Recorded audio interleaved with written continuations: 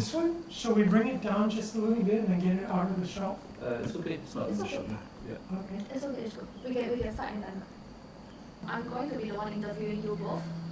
Just ignore all of the cameras. They are not here. Just look at me directly. Can you describe your battle with this disease in 3 words?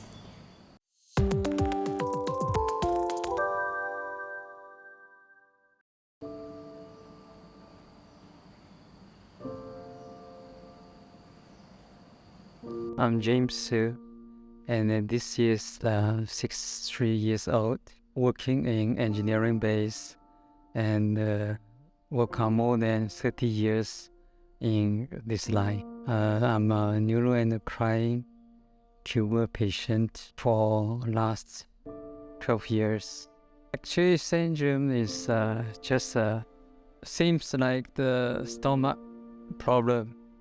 So if you maybe eat something oily, something like the sushi or sashimi, or immediately start to diarrhea. And once a while, it's no reason. I just vomit, and that vomit is different than normal.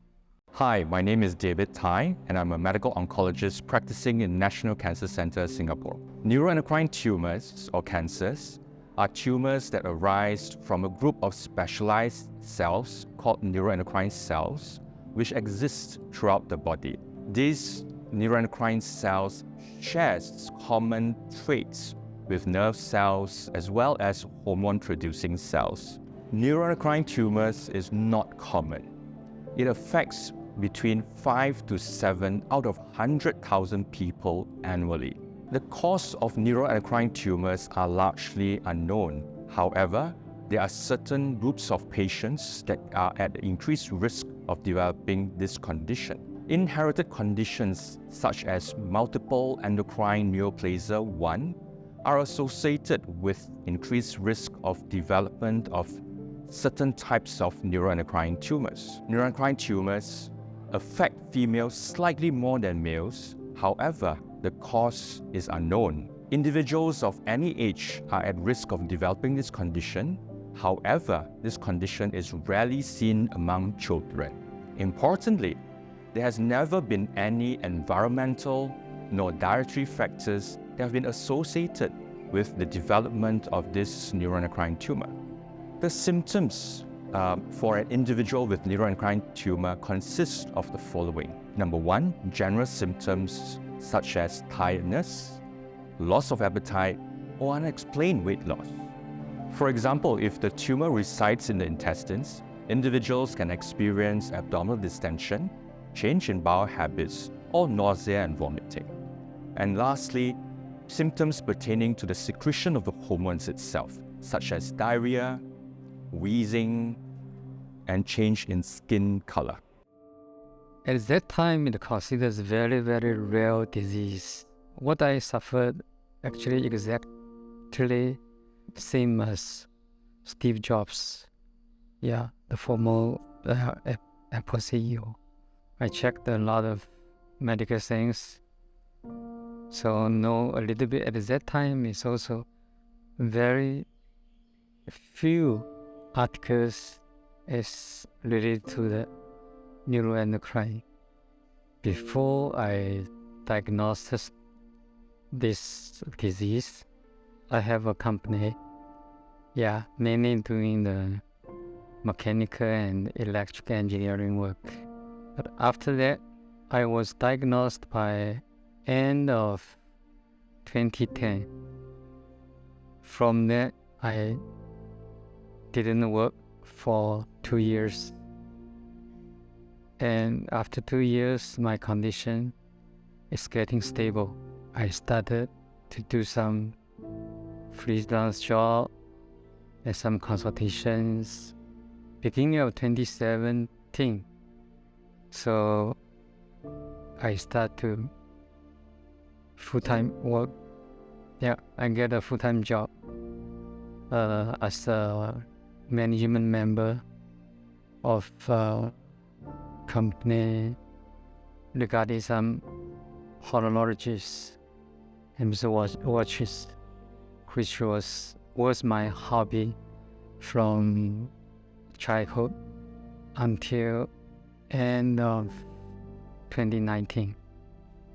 Yeah, after that, my condition started getting down, and because of the pandemic, I am not able to go back to Germany to do the prestige according to the schedule.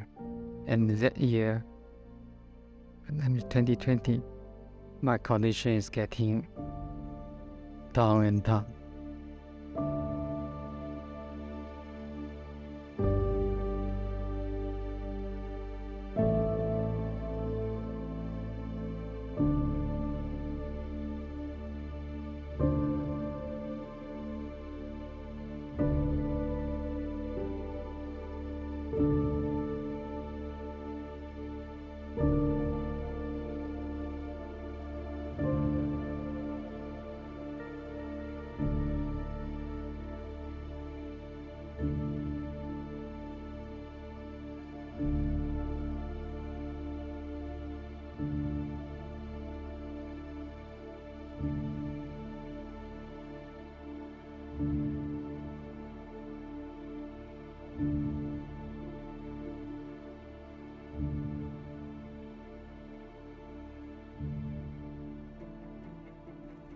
I'm David Ng. I'm the head of the Department of Nuclear Medicine and Molecular Imaging. I'm a nuclear medicine senior consultant. The treatment options available for NETs patients include surgery, local ablative therapies, radionuclide therapies, chemotherapy, and radiotherapy.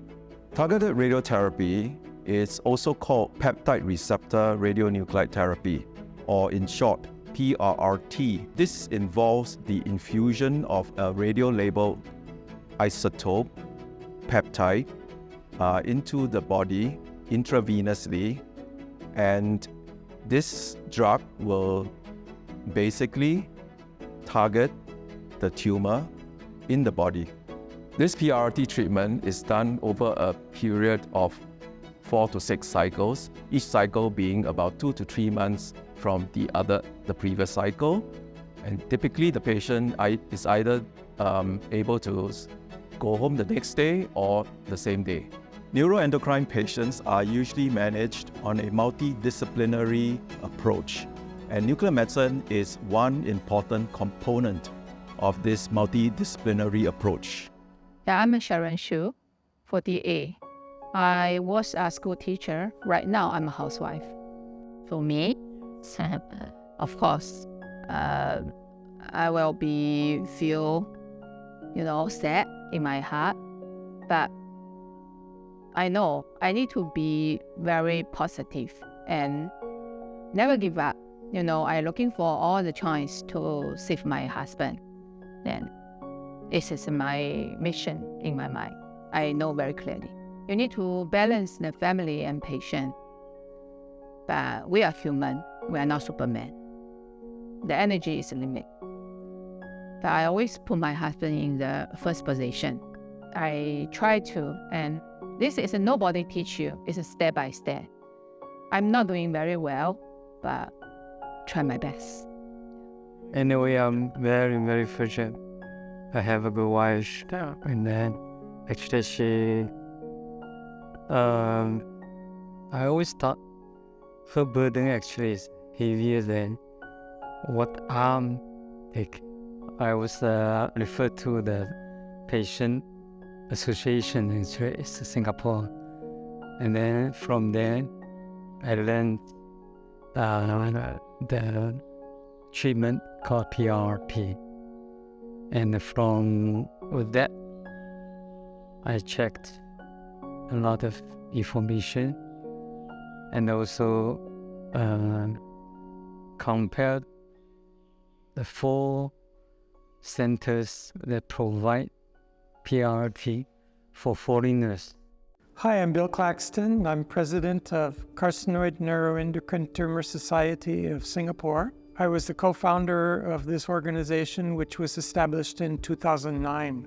Carcinoid Neuroendocrine Tumour Society of Singapore is not a very large group. We have about 100 patients who are members and also a dozen doctors who are professional members. These patients are not all in Singapore, maybe 10% or so are in Singapore, and the rest are around the Southeast Asia region. And our primary role is education and support for the patients. When we say support, it's consultative.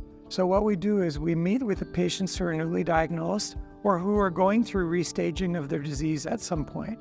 And they want to know what's the best available diagnostic or the best available treatment at that particular point in time.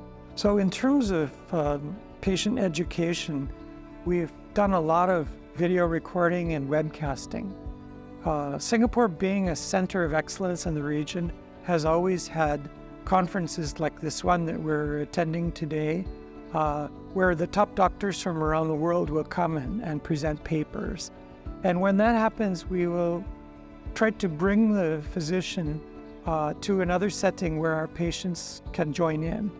And so we would host an event and record the event, and in most cases we will live webcast the event. And this webcast or webinars reach not only the Southeast Asia region, but worldwide. My message to those who are suffering with this carcinoid or neuroendocrine tumor is that they must approach it with a dispassionate attitude, not emotion, use their scientific mind, rational mind, to try and find the best way forward. And each patient is a group of one. So in a sense, each patient is going on a personal journey. So the patient has to approach with a positive attitude and all the time trying to learn and get the best solution from what's available and what's in their budget.